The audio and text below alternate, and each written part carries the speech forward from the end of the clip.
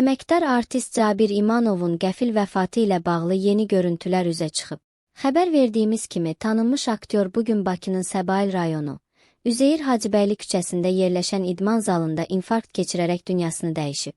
Əldə etdiyimiz məlumata görə, hadisə zalın təhlükəsizlik kameralarına amban düşüb.